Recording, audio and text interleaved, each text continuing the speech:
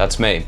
58 kilograms. I couldn't fill out a medium t-shirt. I had wrists thinner than most girls I knew, and I genuinely thought I was one of those guys the genetics just skipped. Today, I'm 89 kilograms. I've deadlifted 260 kilos. I've overhead pressed 110. I've shrugged 320 kilos. I've flown to Thailand and lived with pro fighters for a month and learned Thai boxing. I've done altitude hikes 5,000 meters in the air. I've done bar handstand push-ups. I've pushed my body to its limits. And I'm gonna tell you the full story, not the highlight reel, the actual truth, including the part I've never said out loud before. Because 99% of guys who are still skinny after a year or two of training, it's not your genetics. It's not your program. And by the end of this video, you're going to understand exactly what it actually is. I'm gonna show you 3 mistakes that kept me at 58 kilograms, the shortcut I took that made things worse, and the system that finally changed everything. This is not a transformation montage. This is not before and after pictures with no explanation. This is the full breakdown. What I did wrong, what I did right, and what I'd do differently if I was starting from your position. I went from 58 kilos to 89 kilograms, and I did it while building a profitable trading account. The same system, the same discipline architecture, 2 completely different domains and the same result. I refuse to be the guy who knows what to do and doesn't fucking do it. This is maxed out. Most people only see the after photo. I'm showing you the before first because what 58 kilograms actually feels like is the thing that nobody talks about. I remember being extremely self-conscious. I remember being embarrassed about how small I was. I remember feeling inferior. I remember someone asking actually if I was sick. Not once, but actually multiple times. And I remember going to the gym, training my session, coming home, eating what I thought was right, and genuinely not understanding why absolutely nothing was changing. And the worst part was that I was trying. That's what nobody tells about being underweight. You're not lazy, you're not skipping, you're just running the wrong system and you don't even know it yet. So what trying actually looks like when you have no system. I was going to the gym 4 times a week. I was eating chicken, broccoli, rice. I was doing the things I thought I was supposed to do. And I was still 58, maybe got to 62 after a year of this. So if I was showing up, eating clean, training consistently, what the actual hell was actually wrong? 3 things, and every single one of them I had completely backwards. These aren't the mistakes you think they are.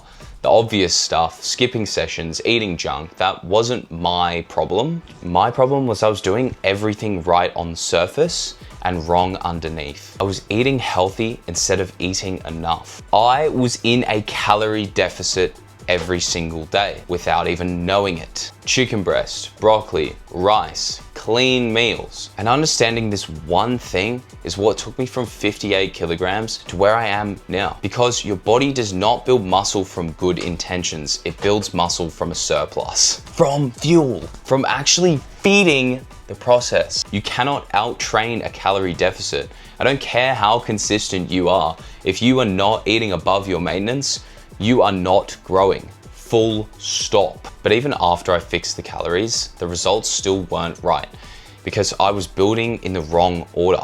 I was the guy doing forearm exercises, bicep curls, cable flies, lateral raises, the stuff that looks really impressive in the mirror, but I was doing no squats, no deadlifts, no rows. I was decorating a house that hasn't been built yet. The compound movements, squats, deadlifts, bench, row, they're the foundation. Everything is finishing work. And I had it completely backwards. I was spending 80% of my time on 20% of the result. So fix the food, fix the movements, and you still won't get there without this last one. And this is the one that nobody wants to admit. Treating consistency like a feeling instead of a skill. I'd smash a month, feel good, life would happen, I'd fall off, restart, smash another month, fall off again, and every restart put me back near 0. Because inconsistency doesn't pause your progress, it absolutely reverses it. The problem wasn't that I wasn't motivated enough. The problem was I was relying only on motivation. Motivation is a feeling. Feelings come and go. You cannot build a physique on a feeling. But I didn't know that yet, so I went and I made it worse. So what does actually fixing that look like? Because everyone says build discipline like it's a mindset switch. It's not. It is a system. So reverse engineer the goal. Not, I want to be bigger. That's not a goal. I sat down and said 95 kilograms, visible muscle, deadlift 260 kilos, bench 185 kilos, blah, blah, blah, blah, blah. Then I envisioned it and then I worked backwards. What does that require per year, per month, per week, per day? Every action from that point was connected to that end point.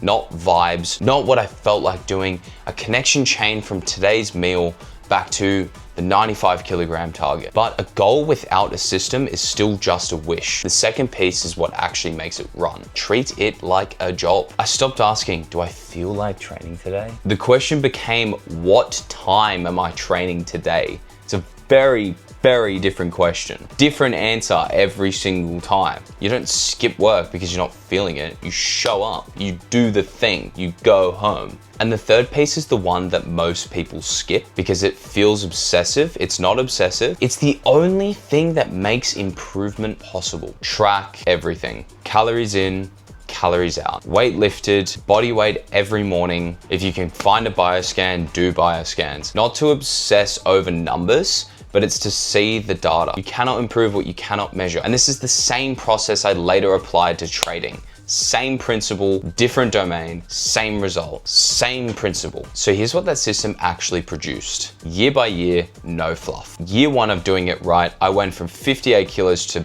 82 kilograms. It was crazy. It was the most dirty bulk I've ever done. Over 20 kilograms in about 6 months. That was way too far. But during that time, I also built actual muscle and was in a massive surplus. And most importantly, dismantled the habits that was keeping me small. Year number 2, I went from 86 kilograms to 95 kilograms. I started to deadlift over 220 kilograms, 240 kilograms. I then was benching over 160 kilograms.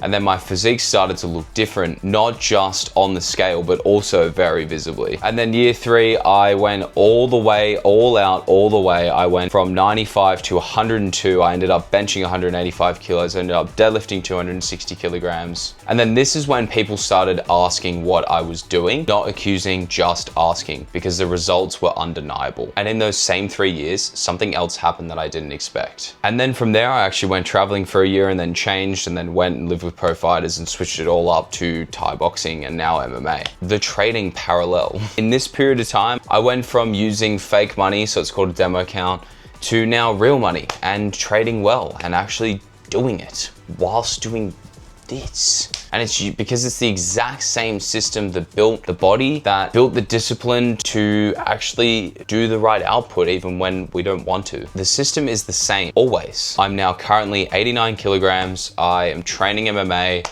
I still do some strength training, but you know, we're always trying, always switching, always evolving. And not one of my achievements have ever been an accident. Every single one is traceable back to the decision that I made when I was a frustrated 58 kilograms kid who finally stopped looking for the shortcut and started building the actual thing. If you learned something from this, hit the subscribe button and go check out this video where I promise you, I'll show you what the problem is with modern diets.